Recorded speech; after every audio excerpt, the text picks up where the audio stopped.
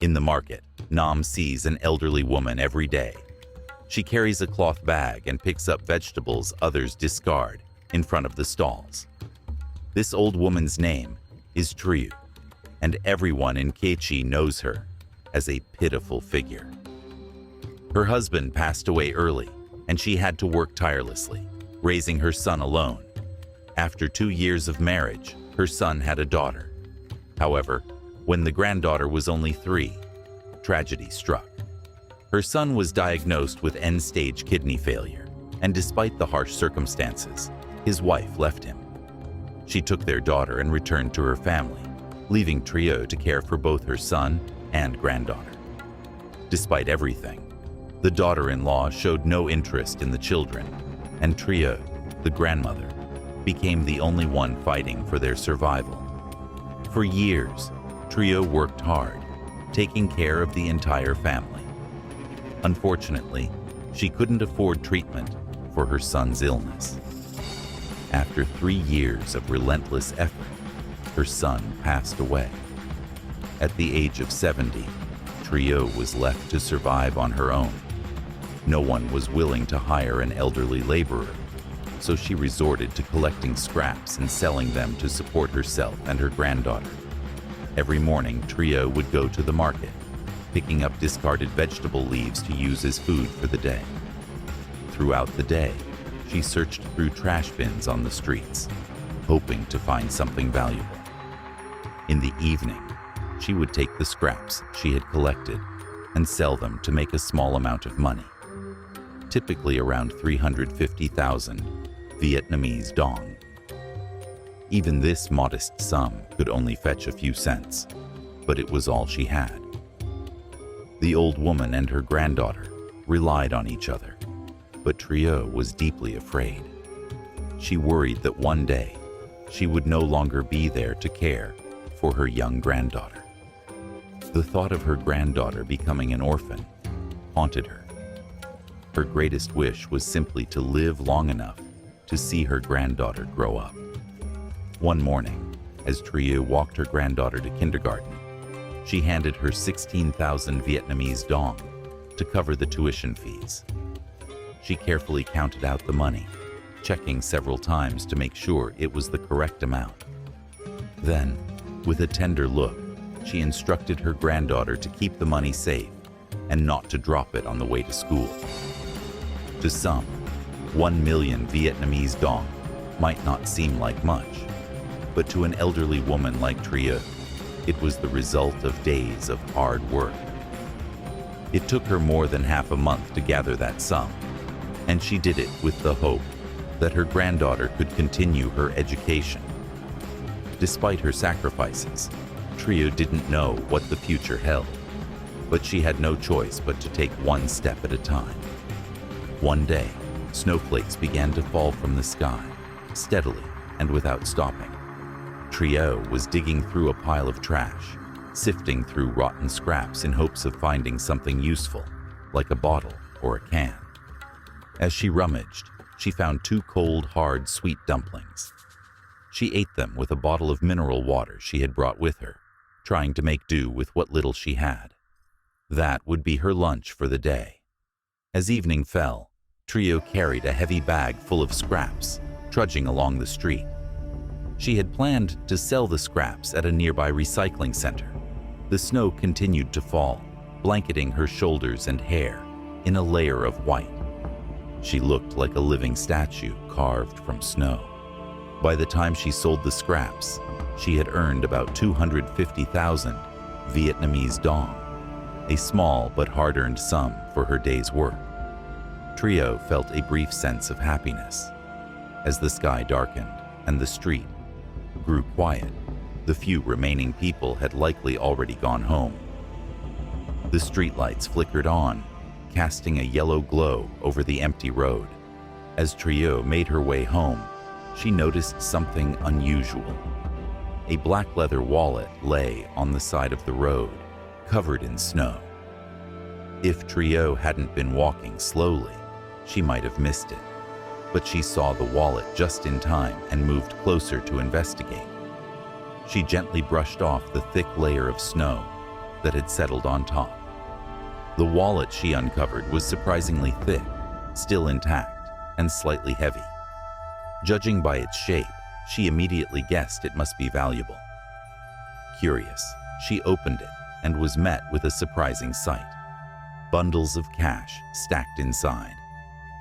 As the old woman counted, she realized there was exactly 100,000 yuan, which was roughly 330 million dong. Her first thought was that if she had lost such a large amount of money, she would have been frantic. Who wouldn't be impatient if they had dropped so much cash?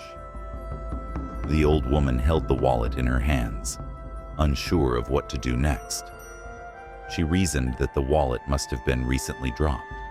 After all, if it had been there for long, it would have been buried in the snow by now.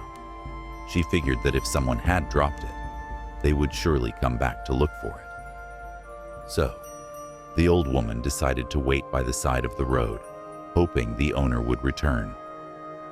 10 minutes passed, and soon a luxurious car began to drive slowly along the street. The driver kept glancing at the sides of the road, as if searching for something. At that moment, the old woman noticed the car.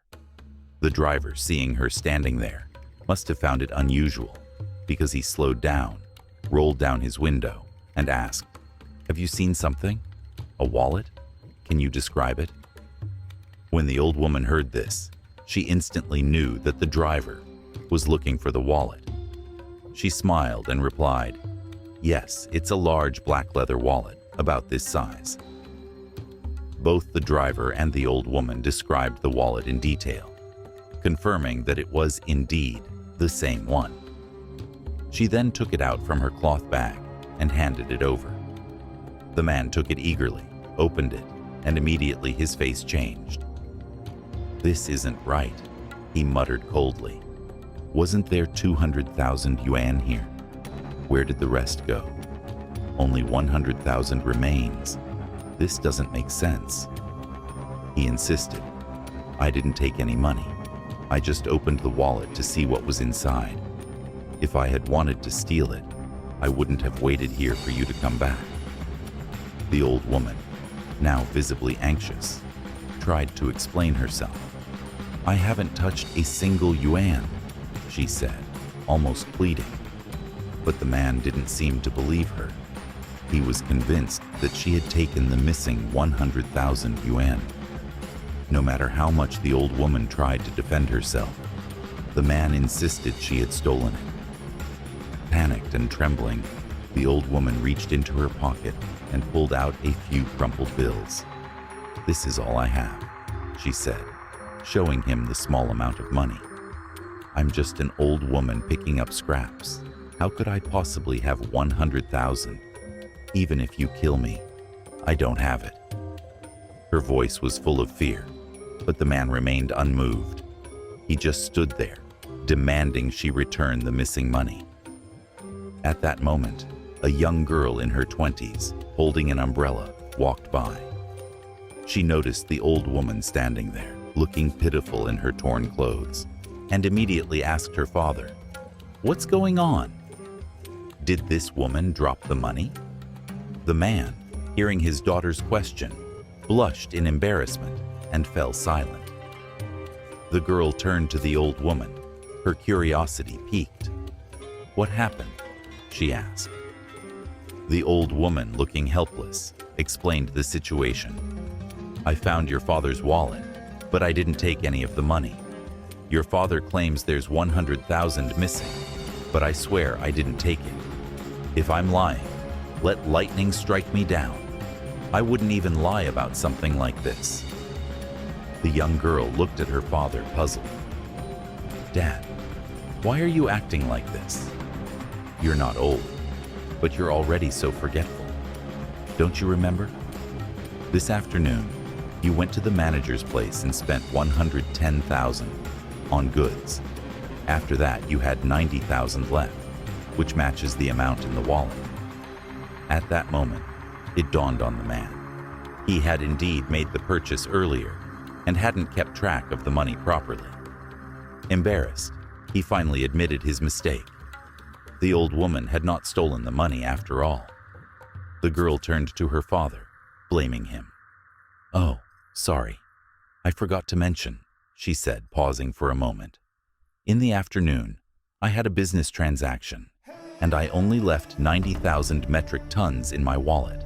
But wait, why is there an extra 10,000? At that moment, the father, upon hearing his daughter's words, suddenly had a realization. He understood what she meant and quickly apologized to the old woman. The girl, blinking in understanding, opened her wallet. She took out 10,000 yuan and 33 million Vietnamese dong and placed it gently in the old woman's hands. "Grandma, I only have 90,000 in my wallet and just 10,000 left over," the girl said softly. "This isn't mine. Please, take what I have. I won't take any more. I can't keep it. Please accept it. Goodbye now. It's snowing heavily." "Come home quickly, little girl," the old woman replied, a touch of gratitude in her voice. The girl climbed into the car and rolled down the window. She called out to the old woman once more before the car drove off, leaving behind the elderly woman who stood there, too surprised to react. In her hand, the old woman held the 10,000 Vietnamese dong. Tears welled up in her eyes, sparkling like dew under the cold winter light. Such a child, she thought to herself. How could a child be so considerate? The old woman walked slowly into the winter night. The snow swirled around her, but despite the cold, her heart felt warm. She thought about her home. When she arrived, her granddaughter would likely ask why she had come home so late. The old woman smiled softly and said, "I just met a kind person who helped me. That's why I'm late." Her granddaughter smiled and gave her a thumbs up. "Grandma, that's wonderful," she exclaimed. A story of karma and kindness. Now, let's dive into the touching story of karma and kindness that we promised to share with you. This story has a deep human message that will surely resonate with you. As soon as Mrs. Hien saw her daughter's shadow in front of the door, she immediately opened her arms, her mouth barely forming words. Her heart sank as she saw the pain on her daughter's face. The daughter had just opened the door to Mrs. Hoa's room when she was struck by a powerful, unpleasant odor. Rushing forward in panic, she was heartbroken by what she saw. Her mother's lips were trembling and her hands were unsteady. She quickly grabbed a towel, wiped her mother's hands, and tried to clean up what she could. Tears streamed down her cheeks as she hiccuped in sorrow. "Mom, why is this happening to you?" she cried. "Oh God, my mother has suffered so much. Please take 10 years of my life if it could help repay her suffering." In the midst of her pain, she carefully helped her mother into the bathroom. She ran warm water, turned on the heating lamp, and began to bathe her mother. Her heart ached as she washed away the pain that had built up over the years. She wept for her mother, for the hardships she had faced, and for the sins she believed her mother had carried for so long. Despite everything, the daughter knew this was karma at work, the result of actions and decisions made in the past. Her family had 5 sisters, and she was the eldest. Her youngest sister had passed away, and in between were 3 younger brothers. Her father was a doctor and often on duty, so her mother had always been the one to care for the family. On days off, the daughter would help her grandfather in the pharmacy. Mrs. Hien, the eldest daughter, took care of everything at home, but despite her efforts, the house felt empty. The family was slowly falling apart. The peace they once knew seemed to be fading. Her own life, though peaceful, was filled with silent struggles. The days were hard, and her sisters-in-law felt the weight of it all. She couldn't help but wonder if they, too, had felt the consequences of their choices. One day, while her granddaughter cheerfully called out to her, "Grandma, are you coming out to play with me? What did you bring for me today?" Mrs. Hien, though tired, smiled. She had brought eggs, chicken, and vegetables from the garden to make sure her family had enough food. The old woman carried the basket into her daughter's room, feeling the love and warmth that had been missing for so long.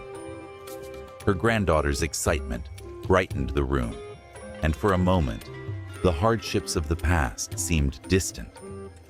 This story teaches us about the strength of kindness, the weight of karma, and the impact of our actions on those we love. Life is never easy, but it's through love, understanding, and empathy that we find warmth even in the coldest of winters. Let us all remember the lessons from this story: the importance of selflessness, the power of compassion, and the undeniable truth that what we give to others, we often receive in return. Thank you for joining us today. Please, take a moment to reflect on the kindness you can offer those around you. And don't forget to share this story to inspire others to do the same. Every meal, she had to cook porridge and serve it just like this. If she kept doing it, people would start to ignore it. At first, I didn't understand, and I thought I was letting my daughter-in-law go hungry. There she was, with 5 mouths to feed and 10 hands to help. She quickly spoke, not allowing her husband to get a word in. Then, in a flash, she carried everything she had just brought back into the room. After finishing, she wiped her hands on the table, poured some water, and invited her grandmother to sit. Poor Mrs. Lua. The day before, when she heard the neighbors mention that her daughter had just given birth, they said she looked very thin and pale, almost starved. That broke her heart. Early the next morning, she quickly caught a pullet. After cleaning the eggs, she ran to a nearby restaurant to buy a pork leg. She added a handful of rice to the porridge, tossed in a kilo of lean tenderloin meat, grabbed a couple of dozen chicken eggs, and a few young kohlrabi roots. She placed everything in a basket and hurriedly asked someone to deliver it to her daughter. One day, the baby's mother had plenty of milk, so she and the aunts went to visit her, bringing a few pairs of chickens, dozens of eggs, and several pounds of lean meat. Her mother-in-law told her to pound the meat for her to eat so she could stay healthy. "Yes, I will," she replied. She boiled chicken every day to feed her, then stewed it with ginseng to supplement her grandfather's herbal medicine.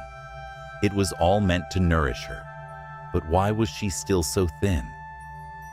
Stepping into the dark room, Mrs. Lua rubbed her hands nervously.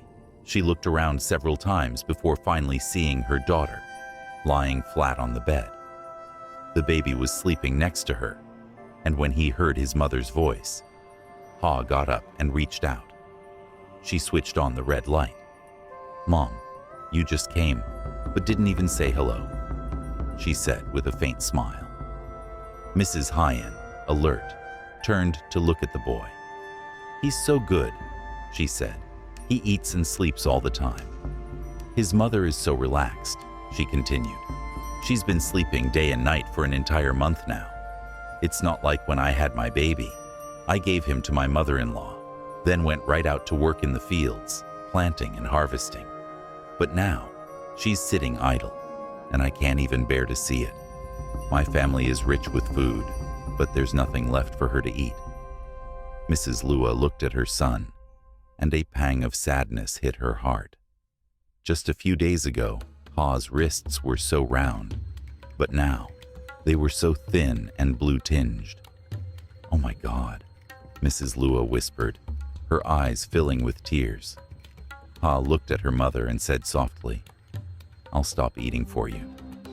You know how to keep your mouth shut, right?" Mrs. Lua responded, "Later, you'll be happy. But right now, you eat until your lips are shiny and greasy. When you smell it later, you'll be sick, and then you'll understand."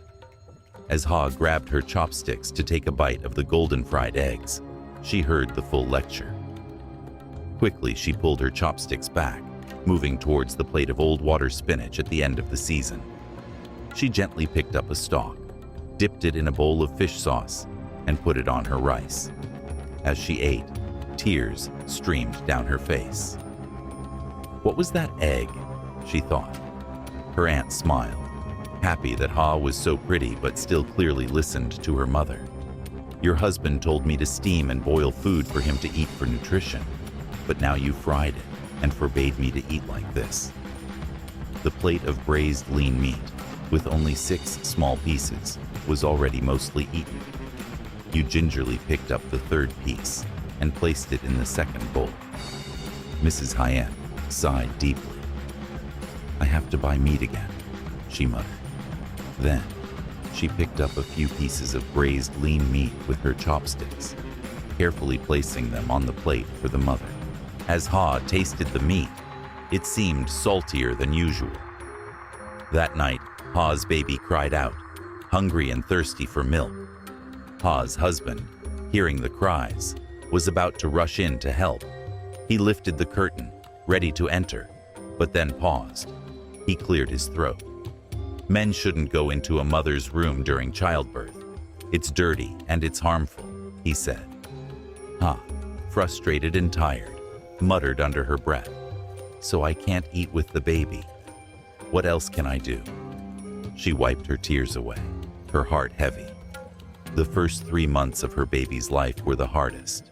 Ha was forced to stay in her room, forbidden from doing housework, only allowed to care for the child. Mrs. Hyen continued to impose her rules. No one can abstain from their daughter-in-law like you, she would say. She kept reminding her son that he wasn't allowed to enter Ha's room. So, whenever the child cried, Ha was left to handle it alone. Mrs. Hyen, worried that Ha might fall ill, insisted on strict, bland meals for her. Every day, Ha ate boiled water spinach, fish sauce, and lean meat braised with salty chicken. There was little variety. Mrs. Hyen, though, would allow a small indulgence now and then. You should avoid fatty foods, she would warn. Yet still, Ha was given fried chicken eggs, which she reluctantly ate, hoping they would help her digestion. Please, Ha begged, let me eat a few eggs. I need to stay healthy. But her mother-in-law remained firm, knowing Ha's desires, but unwilling to show any leniency. As time passed, Ha's patience wore thin. She still longed for buffalo eggs, the kind of food she once enjoyed, and for liver, which she believed to be a source of strength. But her fears held her back. She had to keep quiet, fearing her mother-in-law's strict oversight. The months dragged on, and when Ha reached the 4th month of her pregnancy, she used the excuse of needing to go to school to request permission to leave. She asked her biological mother for help, and with her assistance, Ha and her husband were able to borrow enough to buy a small house. It was only temporary, but it offered some relief. Whenever Mrs. Hyen came to visit, she would ask to stay for an entire month. During this time, Ha's husband would silently endure his mother's presence. The tension grew as he secretly longed for peace with his wife. He would whisper to her, "Come on, sister-in-law. After putting up with her for so long, I'm fed up." His frustration only deepened. The more his mother visited, the more he resented it. She would jump from one child's house to another, causing chaos wherever she went. Ha's husband found himself unable to speak to her, retreating to the pharmacy for solace. The children, as they grew older, weren't immune to her interference either. Every time they visited, Mrs. Hyen would take home whatever she could find: food, drinks, even snacks from their cupboards. Nothing was spared. She would even pick up garbage, bringing it back with her. Days turned into weeks, and weeks into months. Ha's house became a place of tension and silence.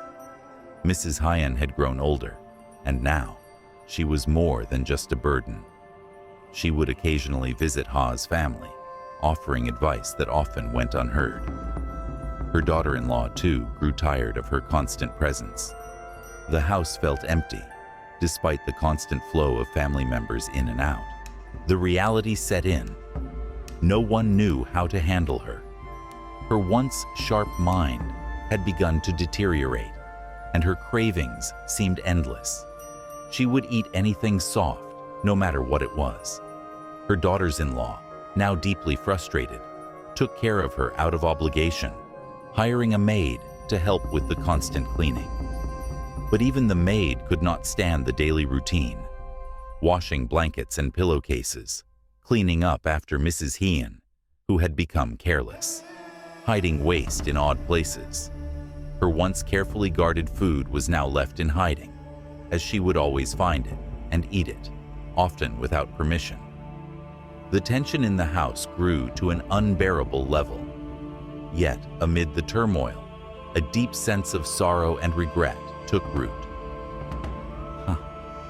Looking at her mother-in-law, couldn't help but feel pity. She felt the weight of the years and the challenges that had shaped this woman. Her mother-in-law had lived a full life, but now, in her old age, she seemed trapped by her own stubbornness.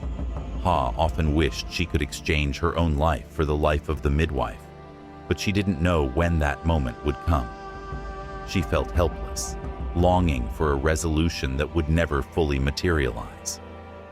Time continued to pass, and as the years went by, the lessons learned were etched in her heart. Life had a way of teaching harsh truths, and Ha realized that sometimes the real challenge was not in changing others, but in finding the strength to endure. Thank you for watching, and we hope this story has touched your heart. If you enjoyed this content, please consider subscribing to our channel to support us in creating more meaningful stories. We wish you health, happiness, and peace. See you in the next video.